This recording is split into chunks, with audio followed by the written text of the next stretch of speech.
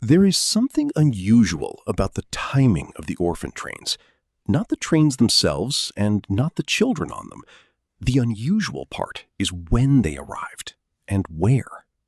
Between 1854 and 1929, an estimated 250,000 children were placed on trains and transported across the United States.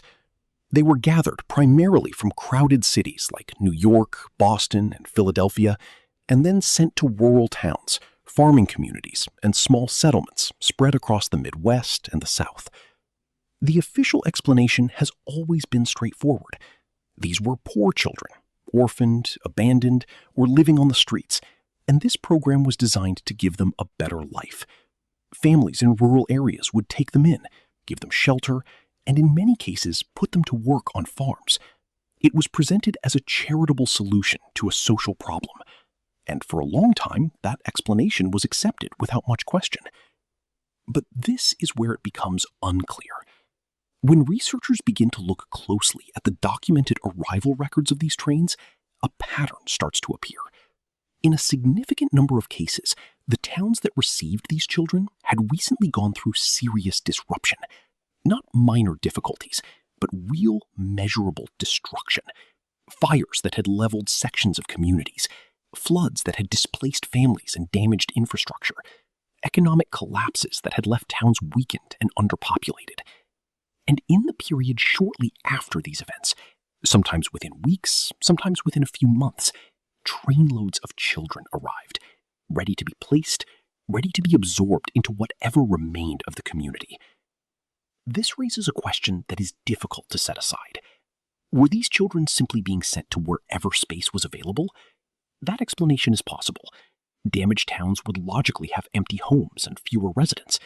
It is reasonable to think that a placement organization would direct children toward areas with room to receive them. At first, that logic seems normal. But there is a problem.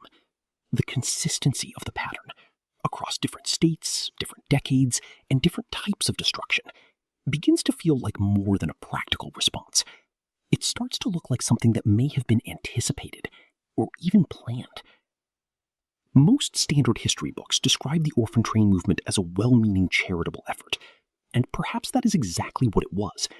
The people involved, at least publicly, appear to... The accepted explanation for the orphan trains begins in New York City, and on the surface, it is a story that makes sense.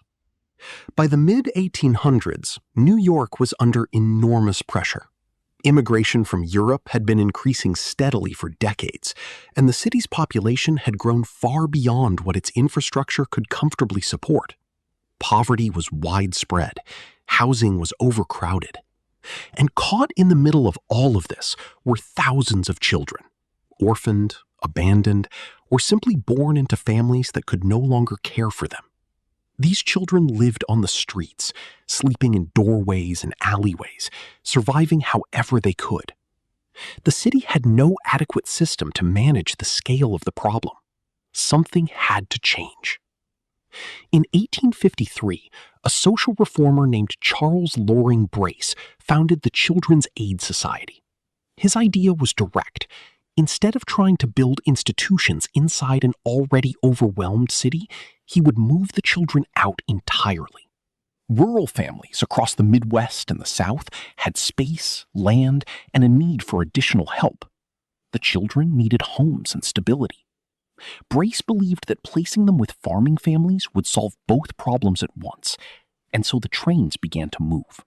Children were gathered, organized, and transported to towns hundreds of miles away, where local agents would arrange their placement with waiting families. At first, it seems like a logical and well-organized humanitarian effort. The need was real. The solution appeared practical. But this is where it becomes unclear.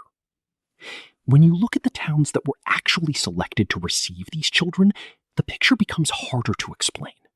Not all of these communities were stable, growing towns with established families eager to expand their households. Some of them had recently suffered significant disruptions: population loss, structural damage, economic strain that had left them weakened. These were not the kinds of communities that would typically be considered ideal environments for placing vulnerable children.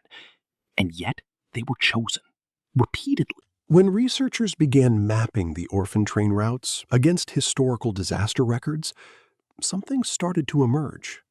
Not immediately obvious, not a single clear answer, but a pattern that becomes harder to ignore the more carefully you look at it. Towns across Kansas, Nebraska, Missouri, and several other states that received significant numbers of children through the Orphan Train program had, in many documented cases, recently experienced serious disruptions. Prairie fires had swept through certain communities, destroying homes and displacing families.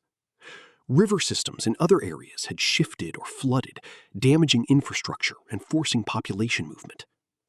And in a number of communities, local records describe something even more difficult to explain: sudden population loss, recorded in official documents, but without a clearly stated cause. The people were gone. The records noted the decline, but the reason was often left vague or entirely unaddressed. That alone raises questions.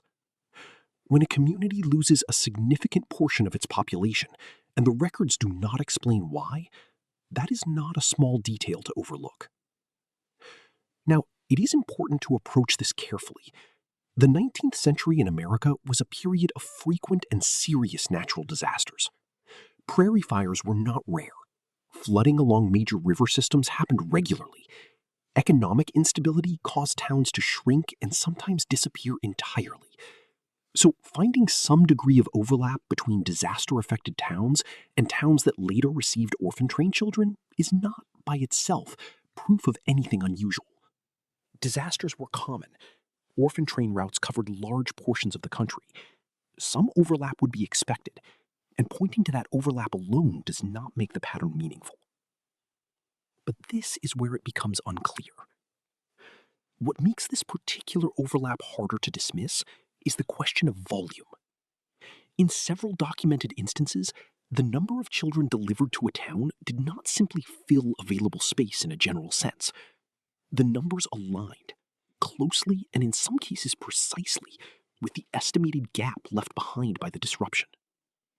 If a town had lost a certain portion of its working age or younger population, the children who arrived appeared to account for roughly that same number.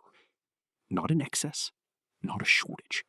Graham had little or no verified documentation of their origins. Some were unable to confirm which city they had come from. Some had no records at all. And according to surviving first-hand accounts from people who witnessed the placements, a portion of these children did not match the typical descriptions of street children from New York or other major cities. Their backgrounds were unclear, their histories were incomplete, and in some cases, the details simply did not align with what the program officially claimed about who these children were and where they had been found. So, two questions remain open and unresolved. Where exactly did all of these children come from? And how was their movement organized with a speed and precision that the documented infrastructure of the Children's Aid Society does not appear capable of supporting? Both questions have been raised by researchers. Neither has received a complete or satisfying answer. Several different explanations have been proposed for what this pattern means. Researchers, historians, and independent investigators have each approached the evidence from different directions. And after all of that examination, none of the explanations available fully account for everything that has been observed. The first and most straightforward view is that the pattern is simply the result of practical decision-making, and nothing more. According to this perspective, damaged towns had something that overcrowded cities did not: space. Empty homes, reduced populations, and communities that genuinely needed additional people to help rebuild and maintain daily life. The Children's Aid Society, working through its regional network of agents, directed children toward places where they could realistically be absorbed. The timing, under this view, only appears suspicious because we are looking at the records through a modern lens and searching for a connection that was never actually there. Some historians find this explanation reasonable. It requires no hidden coordination and no unusual motive. But it does not explain the speed of certain placements, and it does not account for the precision in the numbers. At first, the practical explanation seems sufficient, but when you place it against the specific details, it does not fully hold. The second view takes a different position. Some researchers believe the coordination behind the orphan train movement was more deliberate than the official record suggests. Under this interpretation, certain private interests and possibly elements within government recognized that rapidly redistributing population into damaged regions was an effective way to stabilize those areas and restore their economic function. Children, in this view, were not simply helped, they were placed as part of a broader calculation. This does not necessarily mean they were harmed or exploited in any direct sense, but it does suggest that the movement of these children served purposes that went beyond simple charity, and that those purposes were understood by at least some of the people involved in organizing the program. Others strongly disagree with this reading, arguing that it applies modern suspicion to a historical effort that was genuinely well-intentioned.